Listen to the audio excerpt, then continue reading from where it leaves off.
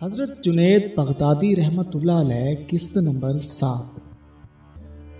وہ لوگ جو صوفیہ پر کم علمی اور بے خبری کا الزام عائد کرتے ہیں انہیں کعبی کی گواہی کو پیش نظر رکھنا چاہیے۔ پھر جب حضرت جنید بغدادی رحمۃ اللہ علیہ کے وعظ کی شہرت عام ہوئی تو ایک دن ایک عیسائی نوجوان آپ رحمۃ اللہ علیہ کی خدمت میں حاضر ہو کر کہنے لگا، لوگ آپ کو شیخ زمانہ کہتے ہیں، یہ لوگوں کا حسن ظن ہے۔ حضرت جنید بغدادی رحمۃ اللہ علیہ نے عیسائی نوجوان کو مخاطب کرتے ہوئے فرمایا، اگر تم یہی بات کہنے کے لیے میرے پاس آئے ہو تو اپنا وقت برباد نہ کرو۔ میں اللہ کا ایک بندہ ہوں، اس کے سوا کچھ نہیں۔ مقام شیخ بہت بلند ہے جو میری دسترس سے باہر ہے۔ دراصل میں اس لیے حاضر ہوا ہوں کہ آپ کی زبان سے پیغمبر اسلام کے اس قول کی تشریح سن سکوں۔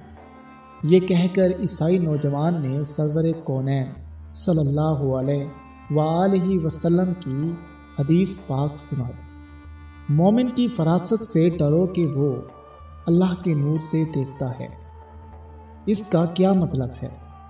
عیسائی نوجوان کا سوال سن کر حضرت جنید بغدادی رحمۃ اللہ علیہ نے سر جھکا لیا۔ حاضرین مجلس نے محسوس کیا جیسے حضرت شیخ کسی خاص نقطے پر غور فرما رہے ہیں۔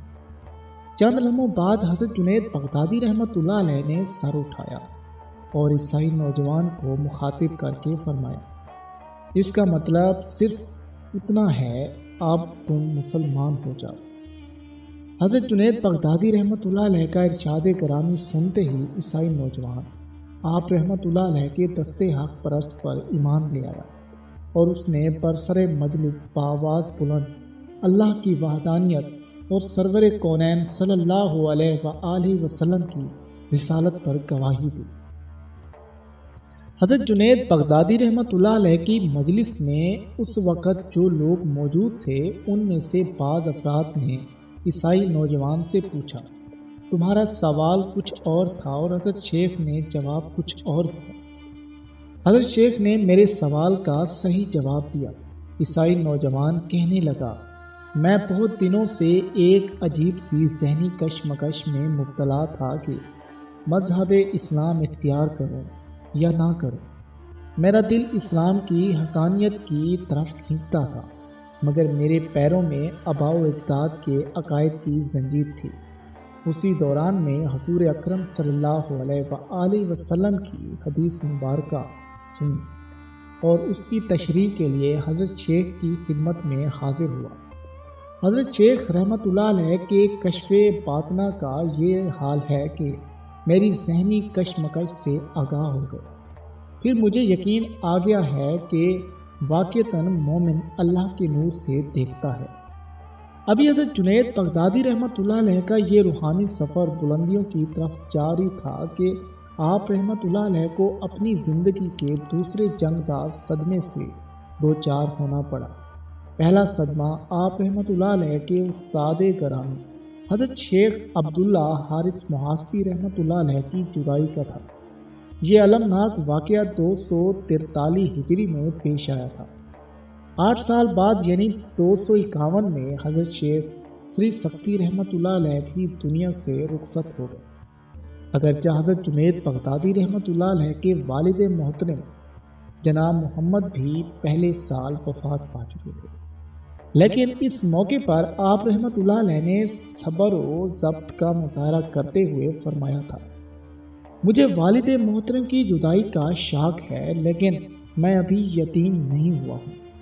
لوگوں نے پوچھا، شیخ یہ بات آپ کس طرح کہہ سکتے ہیں؟ حضرت جنید بغدادی رحمۃ اللہ علیہ نے فرمایا، ابھی میرے شیخ حضرت سری سکتی رحمۃ اللہ علیہ حیات ہیں، اور یہ واقعہ بھی ہے کہ حضرت جنید بغدادی 7 سال کی عمر سے حضرت سری سکتی کے ساتھ اس طرح وابستہ تھے کہ وہی آپ رحمۃ اللہ علیہ کے باپ تھے اور وہی ماں کا درجہ رکھتے تھے۔